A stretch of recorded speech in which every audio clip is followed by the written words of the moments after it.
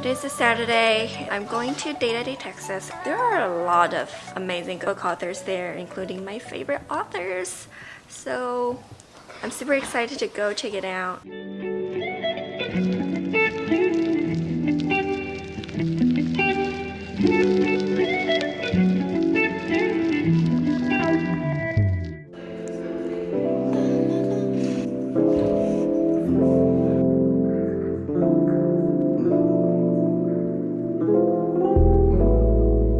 The creator of Data Mesh, Jamek, delivered the opening keynote. The room was packed of people. She talked about what is Data Mesh and how do we get there. I enjoyed the keynote, thank you. Oh, thank you. It's actually quite hard to choose which talk to go to next, since there are so many amazing talks happening at the same time. I went to Hannah Nielsen's talk on how math simplifies AI. Her book, Essential Math for AI, is quite a nice read. Then I went to Wayne Shapira's talk on databases. Databases are everywhere, but they're quite limited. How can we get databases to do more?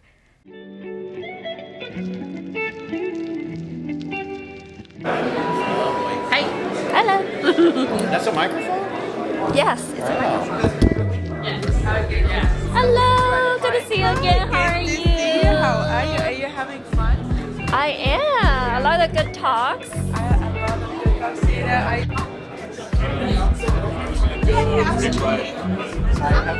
Hi, Mickey. So glad I found you. How's your day? It's going well. I'm so happy to meet everyone, getting to meet people in person that I knew online, and meeting people I didn't know in person or online. It's going good. Yeah. Good to see you again. I don't even know if I'm gonna publish anything or not. You sure? I get so confused every time someone It's so much puts work. an iPhone 14 in front of me. It's like, which of the I'm three gonna big get my eyes? book side up.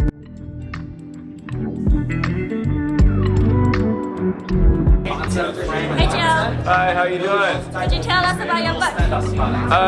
Yeah, we wrote a book on data engineering, fundamentals of data engineering. So Matt over here is attempting to sign the book. I will now be signing it now. Yay,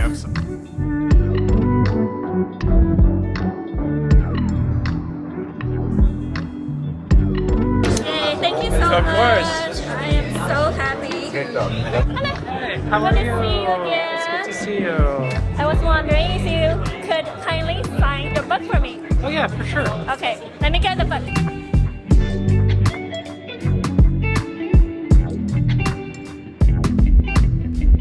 How was your talk? That was good. What was your talk about? Oh, meta programming. I know that. Yeah. So what is meta programming? Write programs that write programs. Yeah. So how do I do that? There's a few different ways. In Python, the most common tool is called Bowler. It's open source? Yeah. Okay. And so you can write a Bowler program, and you sort of specify what to match on and what to replace things with. And so you can use this to automate API migration. There's other tools too, there's other forms of generated code. So for example, sometimes bindings to C++ libraries are automatically generated by things like Swig. But mostly when people think about metaprogramming, they're thinking more about transforming the code, which is something like Learn. Do you actually use that in your work? I do. Yeah, we use that because we have a large number of people who are using sort of older Spark APIs, and we want to get them on newer versions so that they can take advantage of all of the performance benefits that are in Python 3.11, because they're on a much older version of Python right now. And we want to get them to the new version so that their jobs are more efficient. I see. So metaprogramming is helpful when you are transition to different Python versions. Yeah, I think so. You remember 2 to 3, right? Yes, that was So- painful. Yeah, super painful. But there were a whole bunch of tools to help, and they weren't perfect, but they helped, right? Yep. And that's sort of that's a type of metaprogramming, and that's one of the more frequent times when people will use it, because doing it by hand is just too overwhelming. So you tend to use tools. Yes, when that you- makes sense. When you have to do stuff like that. Hi there, welcome to Day to Day in Texas. I'm going to be talking about the modern data stack evolution, the journey of the different components that make up the modern data stack and how it's changed over the last 10 years, and why 2023 is going to be the year of the consolidation of the modern data stack. Yeah. You also have a conference coming up, right? I do, yes. I've got a conference in Switzerland called SKID, Skiers in Data. So it's going to be held in Verbier. Got a lineup of some of the best data influencers and speakers talking about different parts of the modern data stack and how we can add more business value quicker and easier. Perfect. Thank you so much. No problem. Hello, Ryan. Hello. Could you tell us about your talk? Yes, my talk is Your Laptop is Faster Than Your Data Warehouse. And basically it's a talk about DuckDB, which is an in-process analytics engine. It's going to be a really fun talk showing lots of different queries, capabilities of DuckDB, a little bit of the internals, how DuckDB works under the covers, that type of thing. Perfect. Where is your duck shirt? Where is my duck suit? We're not at Coalesce right now. This is Day-to-Day Texas. The duck suits come out at Coalesce. Okay, I love that. I really like your duck shirt. What else? Do you have a book? Are you writing a book? I do have a book, but my book is unrelated to data. So I consider myself a geek in two different areas. One is data, and then the other side is authentication and authorization. So I have an O'Reilly book on OAuth, but it's many years old, and I haven't gotten back to updating it. So because I've been really focused on data right now with DuckDB and MotherDuck as a cloud-based analytics platform that's building on top of DuckDB. But in the past, I worked on Google BigQuery and worked at Neo4j and worked at Databricks. Perfect. So when is your next book? When is my next book? Wow. I don't know. Maybe you should ask the O'Reilly folks. They were pinging me. So soon? No, I mean, I just co-founded this startup with a bunch of other folks. So I've been a bit busy, and I suspect to be busy for a bit. So eventually I want to write a book around developer relations, which is I love it. what I've been doing for many years, and it works differently inside of every different company. So eventually I want to write a book on that, and I started to convince the O'Reilly folks, but Yes. Thank you so much, Ryan. thank you. Hi, Matt. How's it going?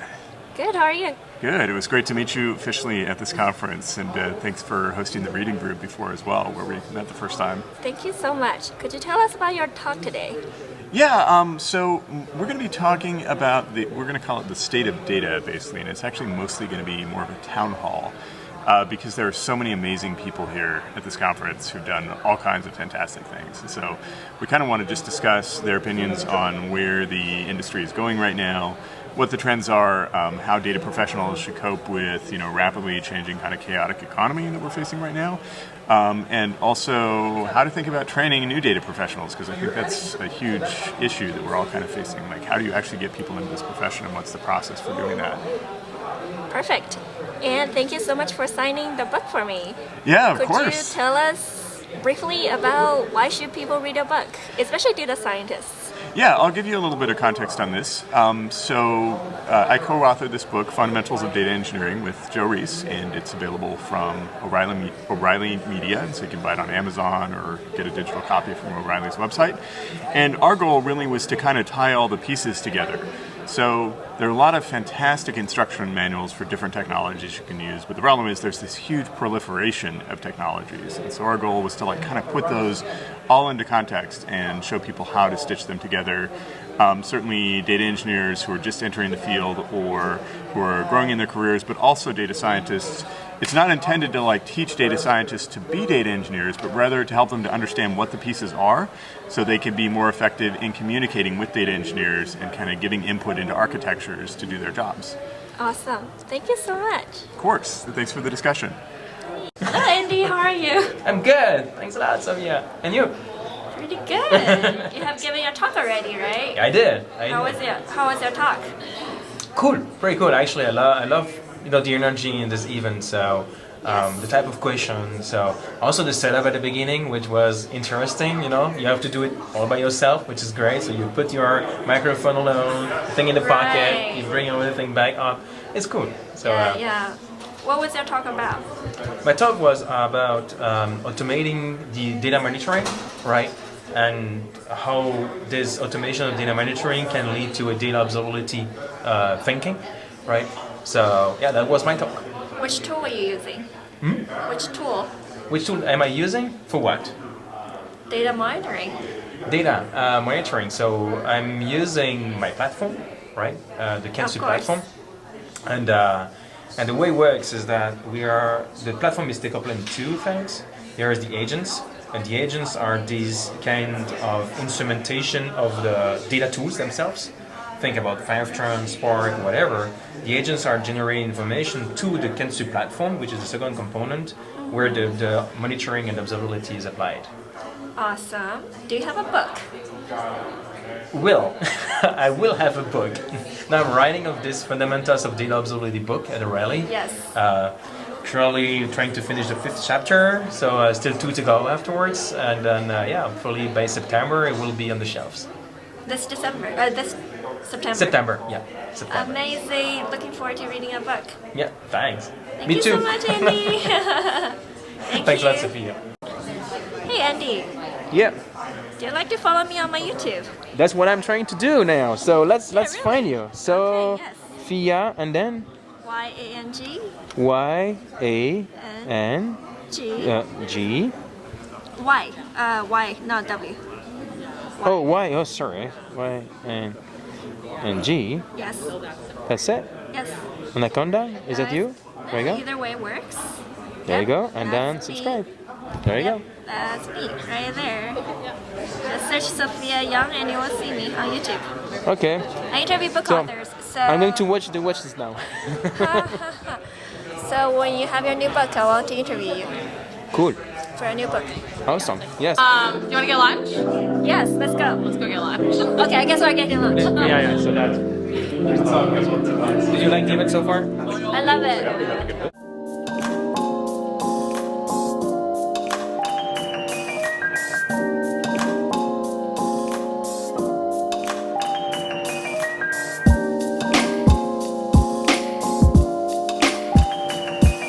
What is that? Butter. It's so cute.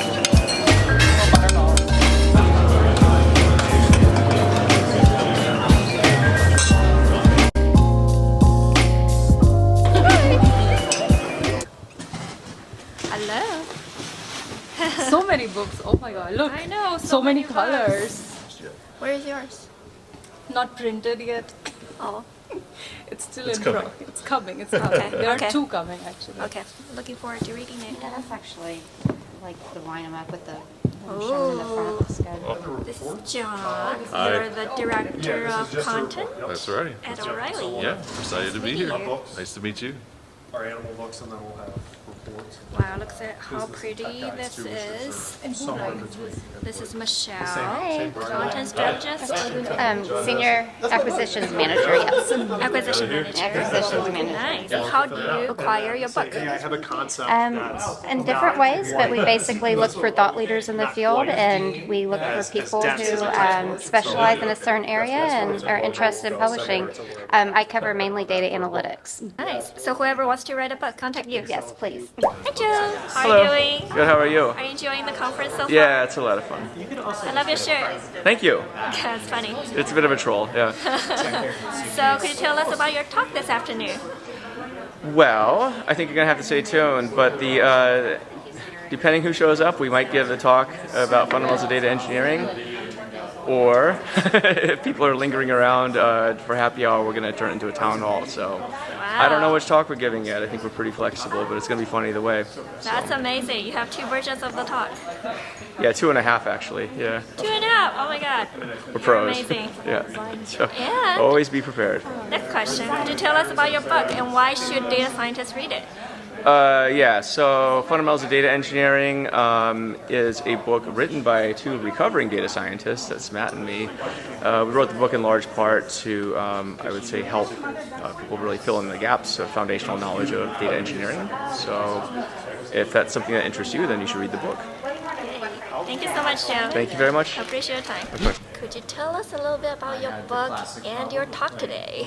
Of course. So, my name is Kathy Chang. I'm a co-author of How to Lead in Data Science. It's a practical guide for data professionals across different parts of their careers.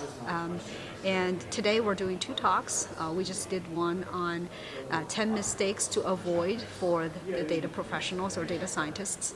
And second talk is coming up in the afternoon at 2:50 p.m. It's on how to, what to do when there's so much to do for the overwhelmed data professionals. And Dad? Yeah, the first one we talked about all the things you can do to be able to be more rigorous in your data science practice. There are many things that people are doing quite well, but often as your practice matures, there are a lot of complications that deals with the next steps in getting the prevalence of usage of data in your organization and how to make sure it's scalable and maintainable over time. So we suggested a lot of different things, and we want to be rigorous ourselves. And in the afternoon, the talk is about how do you look at all these opportunities around you and to be able to prioritize them and make sure that the organization is on a path where it's doing the projects and initiatives with the highest ROI and be able to get the most accomplishment in a very short amount of time. And part of the theme today is to help those who may be in the market for a new opportunity, given the recent reorganizations across different companies, as well as some of the layoff activities that's taking place. How do people take this time to build a stronger, more powerful narrative to make themselves more attractive in the marketplace, as well as, in addition to themselves, also their teams as well. Love it. Looking forward to the talk. Thank you. Thank you. Now, could you tell us briefly about your book? Why should all data scientists and data analysts read it? So I think I've worked in data science organizations, large and small, and it's a monumental task to be able to be in an organization that's making a lot of impact in the marketplace, but managing a team or as part of a team that's quite small, often less than 10 people, fewer than 10 people. So in those situations, many of us have to take on multiple roles at different levels of influence. Sometimes team leaders have to be talking to executives on some days of the week and be individual contributors in other days of the week. Now, when they're taking on those responsibilities and providing those influences, they're actually very different thought processes and different levels of thinking that's required. And often those are quite hard to tease out. And when we don't do those mental role switchings, when we talk to different stakeholders in the company, sometimes it leads to confusion and setting up different expectations that we cannot meet. So this book really lays out the expectations and degree of influence one can take on through those that challenging weeks where we're doing a lot, and to be able to do those mind switches and be able to target the audience we are facing, either whether it's executives or cross-functional partners or our team members, to make sure we're setting up the organization and the culture for the organization for success. So How to Lead in Data Science, again, it's a practical guide. So to make it more consumable, we organize it in a way that has four main parts, that each part focuses on a particular level of role. So data science tech lead, manager, director, and executive. And part 5 focuses on applying the analytical rigor to the process of developing your career. And to make it easy to use, we enclose case studies. There are 7 of them that we provide a situation and useful concepts, the strength, opportunity, and support requests for that individual, for that persona, aligned with the sections of book that you can jump into. So if you find, oh, that's me, Jennifer has exactly what I'm facing. So go to these sections and read up on them. And there are also 101 gem insights. So if you don't have time to read any part of the book in whole, open up the book in any section, find the next gem that may attract your attention, and read around it. So we took that into consideration while writing the book because we know everybody's busy, but everybody has a willingness to learn. So let's make it easy for them to do so. Perfect, thank you. Hi. Hi. How are you doing? Fantastic. What about yourself? I'm pretty good. What was your talk today? It was a lot of fun. I spoke about how can we build architectures for the next 10 years of growth, focusing on data discoverability, so essentially integrating discovery platforms in order to understand where our data is, who produced it, what should we do with it, and so on. And also the fact that data is transient today in this world, and so we should start looking into Git for data and data version controls, and how these tools enables us to solve a lot of critical problems in the space of data, and also connects to the rest of the data platform, which is really critical for us, because at the end of the day, we need our systems to integrate really, really well in order to be successful building data products. Amazing. I know you're working on a brand new writing book. Can you tell us a little bit about your book? Absolutely. So it should be printed next week, and they might even have copies here. I need to take a look. It's on scaling machine learning with Spark, and also going beyond that. Like, how can we build a data system that's going to support our efforts in building scalable machine learnings, and also going beyond that, because what we realize is, well, Spark is a fantastic tool, and you have a lot of MLibs algorithms implemented into it.